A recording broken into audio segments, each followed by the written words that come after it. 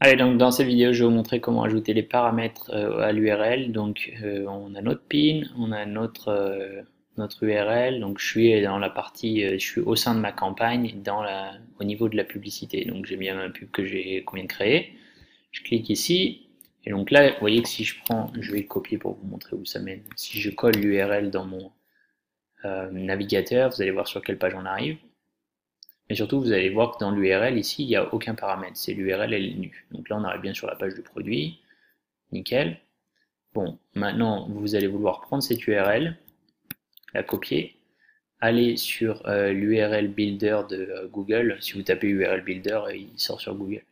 Donc là, vous collez l'URL de la page sur laquelle vous allez envoyer le trafic. Et donc là, vous pouvez ajouter des paramètres. Alors la source, ce serait Pinterest, dans notre cas. Le médium, on voit marketing médium, vous pouvez mettre coût par clic, bannière, email, bon, tous les canaux que vous pouvez utiliser pour votre marketing, vous pouvez leur donner un nom spécifique pour vous y retrouver. Moi j'utilise les conventions classiques, donc CPC pour dire que c'est du trafic payant. Le nom de la campagne, ben, moi je l'appellerai sûrement trafic puisque c'est une campagne avec un objectif de trafic. Et puis éventuellement si vous avez un thème, vous pourriez l'appeler trafic à vide dans mon cas. Voilà. Campaign term, ça vous permet en général d'utiliser les mots-clés. Si vous utilisez Google AdWords, vous mettriez le mot-clé ici. Content, c'est le contenu, donc c'est plus pour les publicités de type image. Ou dans notre cas, Pinterest, on pourrait très bien marquer ici handpiece, c'est-à-dire le produit qui était sur le pin qu'on a promu. Voilà, donc une fois qu'on a ajouté les paramètres qu'on veut, sachant qu'ils ne sont pas tous obligatoires, hein. Le seul qui est obligatoire c'est la source, puisque il en faut au moins une hein, pour comment dire, pour ajouter des informations à l'URL qui est ici. Donc la source. Et là on voit que si on regarde l'URL, j'ai donc l'URL de départ, ensuite le petit point d'interrogation qui veut dire que donc après ça il va y avoir des paramètres. Et donc le paramètre, ça s'appelle donc UTM source. Donc voilà, c'est comme ça que Google Analytics fonctionne, hein. La plupart d'entre vous connaissent probablement ça, mais bon, pour ceux qui ne connaissent pas, voilà, vous allez donc là, vous retrouvez donc la source égale à Pinterest, le médium, et donc le moyen, égale à CPC, la campagne, trafic à vide, et le contenu, le produit qu'on avait sur le pin.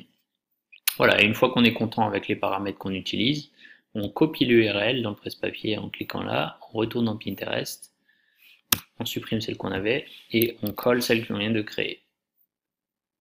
Est-ce qu'elle a bien été prise? Je ne sais pas si je ne l'ai pas sauvée, donc enregistré. Voilà.